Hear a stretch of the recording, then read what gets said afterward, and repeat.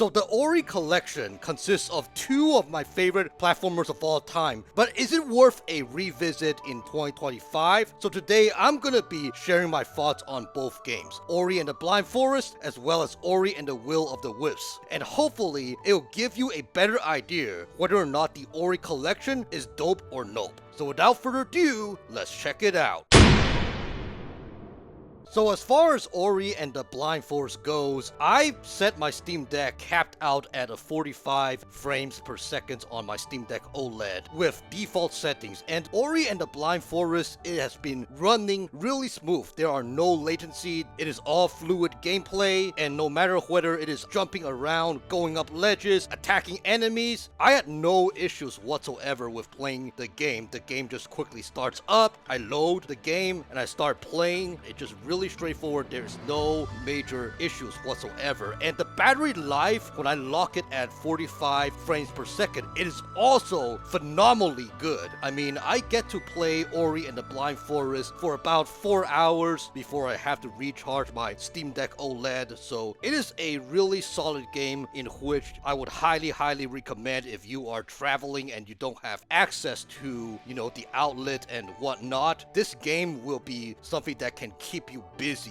for quite some time without needing to recharge. Now, with the Steam Deck performance out of the way, let's head to talking about the gameplay. Now, there are a lot of things that I really love about the gameplay that I will really praise Moon Studios for putting in the work, creating such a masterpiece. What I really love, first of all, is how straightforward and easy it is to grasp the concept of the game. The thing about Ori and the Blind Forest is that you start out as a weak guardian and you are just basically trying to survive on your journey, and as you progress you will be able to obtain various skills where it can help you, get access to more areas on the map, whether it is clearing barriers, whether it is bashing at enemies, to name a few examples. It really helps with your journey, not only with continuing on with the story, but as well as also exploring certain areas that you cannot access before, because certain areas, they require a specific type of skill in order to be able to clear those barriers and be able to access those specific areas. So yeah, that is something that is just really cool. It is just something that is really straightforward, and I love that because I'm somebody who believes that these games are great for people like me who have been gaming for years. I would enjoy it and just marvel at the artwork, but then it's also something in which if I was a newbie, if I was a beginner to gaming, I can also be able to learn it easily. It's very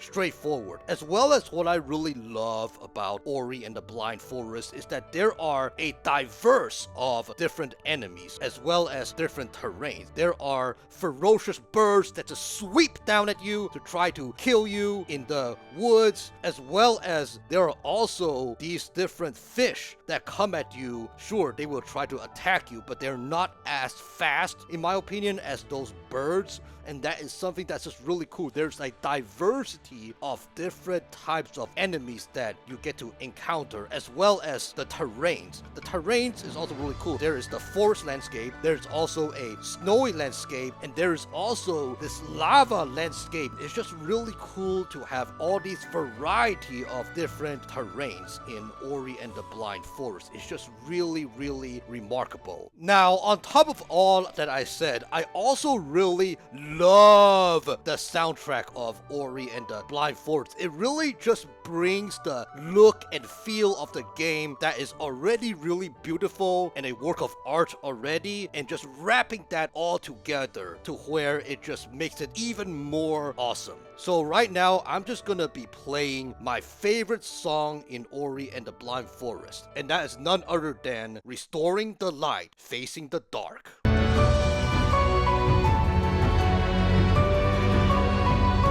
I really want to thank and shout out Gareth Coker, who is the composer of the soundtrack to Ori and the Blind Forest, as well as Ori and the Will of the Wisps.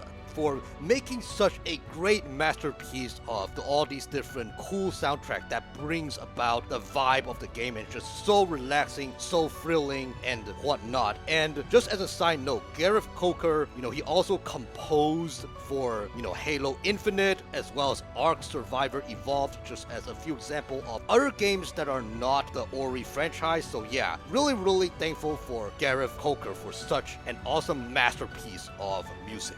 Now, as far as the story of Ori and the Blind Forest goes, you get to play as Ori, who is a spirit guardian, who unfortunately witnesses that everything around him just decaying, and where his adoptive mother also dies from starvation. Yeah, very tragic, very unfortunate, very sad. Now, because the adoptive mom dies and Ori doesn't have any reason to be residing at his place, he sadly just leaves his home and wanders into the forest aimlessly. But obviously, with everything decaying and food being so scarce, he also was not able to make it. He was not able to survive. So unfortunately, he too also dies from starvation. However, luckily is that he died right by the spirit tree, and the spirit tree on its last legs revived Ori,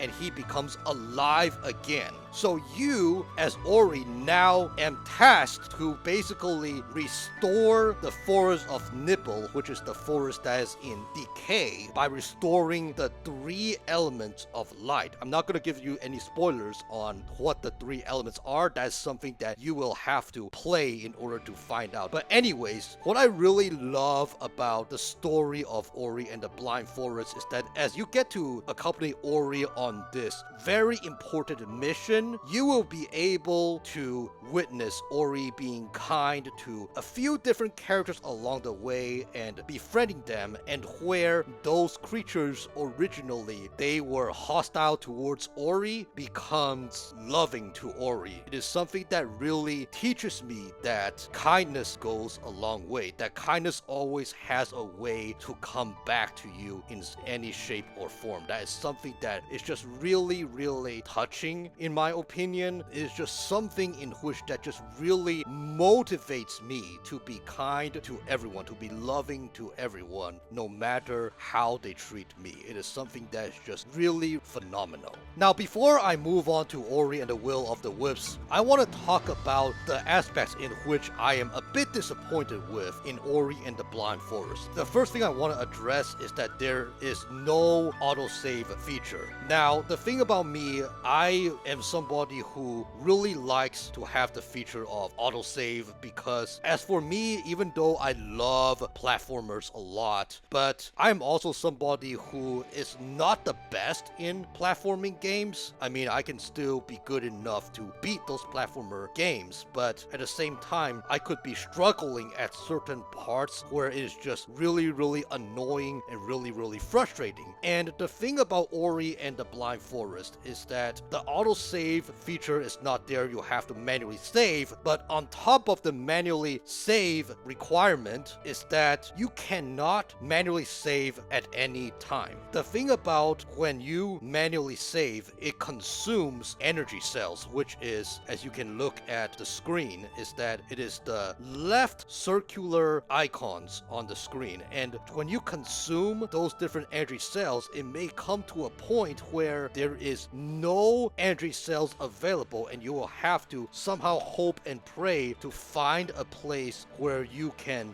hit those different icicles and where it can drop and replenish certain energy cells, or kill certain enemies in which they will drop certain energy cells in order for you to just regenerate it and be able to save the progress of the game. And yes, I know I have described Ori games as a beginner-friendly kind of platformer game that is not too hard, but at the same time, it is really not that easy, and I will say that autosave feature is still something that I was really disappointed that it doesn't have it. Now, another thing that I will say too is that there is no exciting bosses in my opinion with Ori and the Blind Forest. Sure, there are those quote-unquote mini-bosses where the specific enemy could be a lot stronger than the other enemies of the same kind, and where you have to stay at that place to fight it. The gates on the side will lock you to prevent you from progressing until you beat the enemy. Sure, there is that, but for the most part, they are not interesting bosses in my opinion. They are just mini-bosses that are stronger and just require more effort to kill. Now, another thing that I want to say that I'm really disappointed with Ori and the Blind Forest is that there are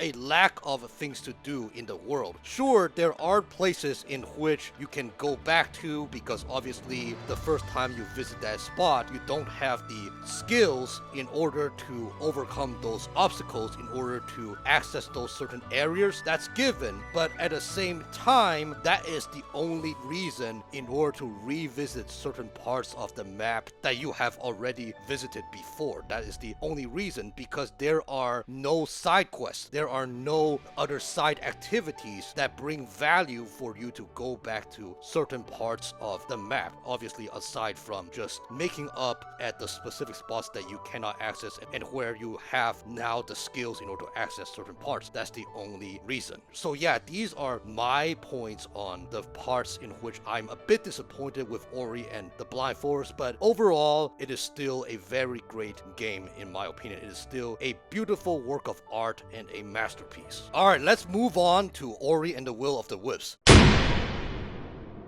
As far as Ori and the Will of the Wisp goes, performance-wise on the Steam Deck, I also use the same settings, the default settings, and also lock the Steam Deck OLED to 45 FPS. And I will say this, is that at first I didn't know how well the game would run. The game took longer than expected to launch, but once the game launches, the game just runs really smoothly. I have no issues whatsoever. Now, as far as battery life goes with 45 FPS and default settings with Ori and the Will of the Wisps, it gives me about 4 hours of gameplay, so that's just really great. You can totally take it on a road trip where you don't have access to the outlets for a few hours and you will be fine. It will be a great game to keep you busy on a road trip. Now, as far as Ori and the Will of Wisps goes, I love Ori and the Will of the Wisps so much better than Ori and the Blind Forest. It feels like a bigger brother to Ori and the Blind Forest. It is much more refined, much more polished. Let's first talk about the autosave feature that is finally included in Ori and the Will of the Wisps. Periodically, as you play Ori and the Will of the Wisps, there is an Ori logo that will signify that the game is currently saving. And when you exit out from the game, there are these backup saves that you can also load. So that is something that is just really cool. Now, as far as the side things to do, I am honored to say that Ori and the Will of the Wisps finally has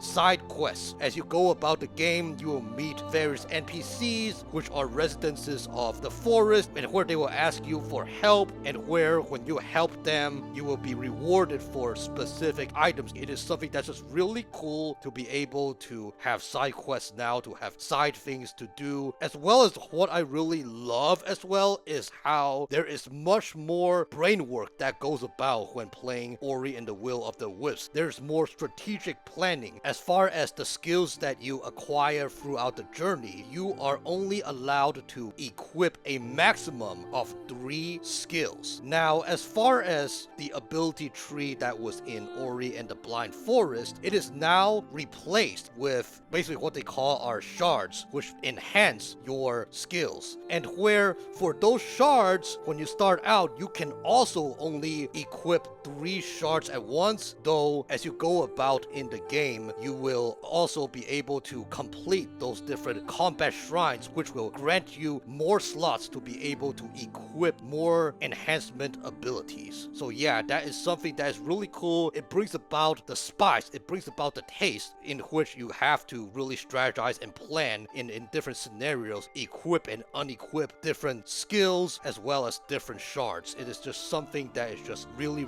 cool.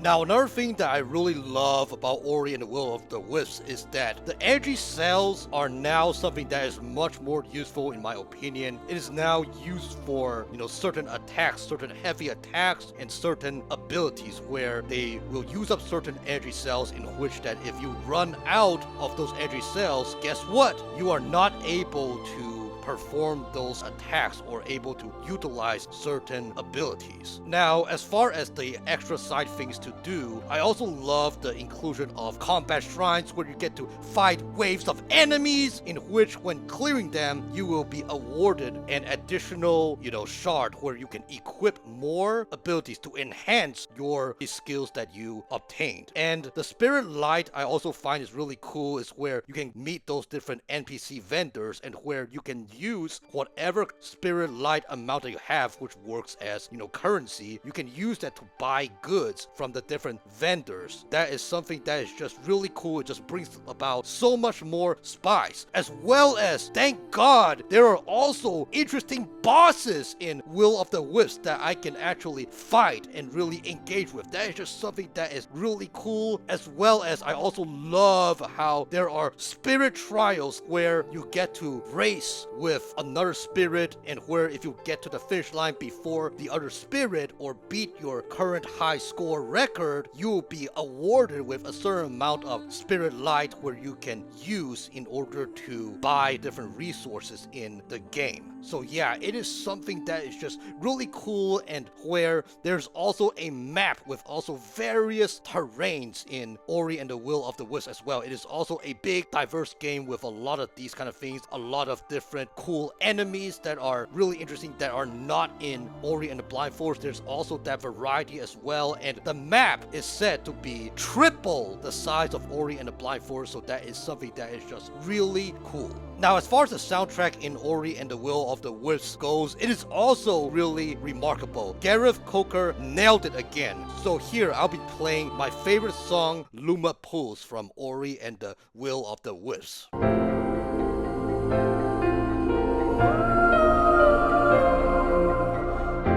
The music of Ori and the Will of the Wisps is just so amazing. There's just so much to love about it. I even have a full playlist so that I can listen to it while driving in the car, and it is something that's just really great. There are even friends that tell me that the Ori music helps them calm their mood. So yeah, it is just a really great masterpiece. Now, as far as Ori and the Will of the Wisps goes, the story just follows right after Ori and the Blind Forest, though in my opinion, you could easily play Ori and the Will of the Wisps and understand the game without playing Ori and the Blind Forest. But anyways, in Ori and the Will of the Wisps, Kuro, who is an owl, she hatched her last egg, and where the baby owl unfortunately has a damaged wing and is raised by Ori and key characters that are found in Ori and the Blind Forest. Now, Ori and the others, they named the owl Ku, and Ku later on is able to fly due to having Kuro's feather attached to him, and Ku and Ori decide to go on this jolly adventure where Ku flies Ori around, and where unfortunately a storm appears where the storm separates them and they are lost in this forest called Niwen. And so you as Ori, at first it is your mission to go to find Ku, but it turns out that your mission becomes so much greater than just finding Ku, but also try to save the forest of Niwen from decay. So the story itself, in my opinion, it is not as touching as Ori and the Blind Forest, but that's just my personal opinion. I love Ori and the Blind Forest. There are moments in Ori and the Blind Forest that are much more touching, but that's just me. Now, before I wrap this video up, I wanna give my hopes and predictions if No Moon Studios decides to make a sequel to Ori and the Will of the Wisps. Now, as far as Moon Studios go, they did say in the past that they are not focusing on a threequel for Ori. They were focusing on the RPG game No Rest for the Wicked that got released last year, but they also said that they are not ruling out on the possibility either for a threequel to Ori. There is still possibilities for Ori 3 to come out later on down the line, but there is no guarantee. But anyways, as far as features go, what I hope to see in Ori 3, I really want want to have a manual save feature back. Sure, it's great to have the auto save feature, but I want to also have the ability to manually save progress in the game. Because as far as Ori and the Will of the Wisp go, sure, I am really thankful that Moon Studios made the game have those backup saves. It does a very good job, don't get me wrong, but I much rather have a guarantee of where exactly I want to save my game, in where I can have control of where to backtrack. Because thankfully, Ori and the Will of the Wisps, there is no major bug that prevents your progress. Sure, but what if Ori 3, there will be some parts where there is a major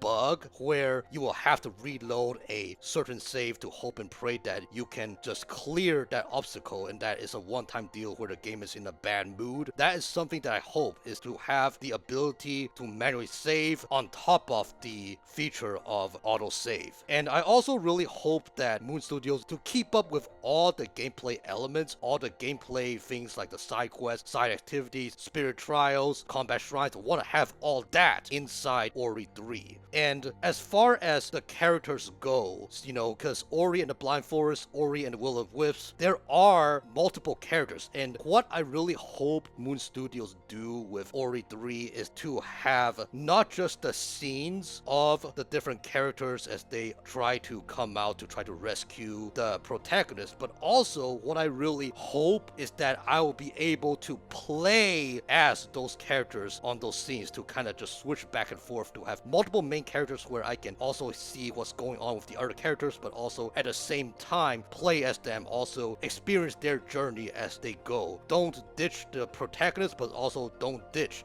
the other characters and make other characters main as well. That's something that I feel like it will be really, really cool. Because to be honest, I'll just give a quick spoiler real quick about Ori and the Will of the Wisps. Ori and the Will of the Wisps, as you go about, it will show that Ori's family tried to set sail in order to find Ori and Ku. But what I don't like about it is that I never get to experience playing as the other family members of Ori. I want to be able to play as the other family members and see other things that can happen along the journey with them. That's something in which I hope Ori 3 will feature. Now, as far as what I feel Ori 3 potentially could play out story-wise, I feel like Ori 3, if it becomes a thing, it will be more of a spiritual successor, since Ori and the Will of the Wisps, the story itself is pretty much complete. There is a tiny hole, a glimpse of what might happen later, but at the same time, the story is pretty much complete. Because, just as a quick spoiler, at the end of Ori and the Will of the Wisps, we see Ori become a spirit tree and saves everyone in the Blind Forest from decay, and we see that as the spirit tree grows, a new spirit guardian appears to fall from the tree. That's what we see, and so there is a hint that potentially Moon Studios decides to make another Ori game. It will center around another spirit guardian. Potentially, we can see the hypothetical part where there's a new spirit guardian, another tragedy that happens, though I want to see some more creativity when it comes to the tragedy and the villain in the game, because Ori and the Blind Forest and Ori and the Will of the Wisps, both games feature an owl as a villain, and so I want to see if there's a possibility for Moon Studios to be more creative, give a different creature the spotlight as a villain, maybe a falcon, maybe a bear, just as a great suggestion.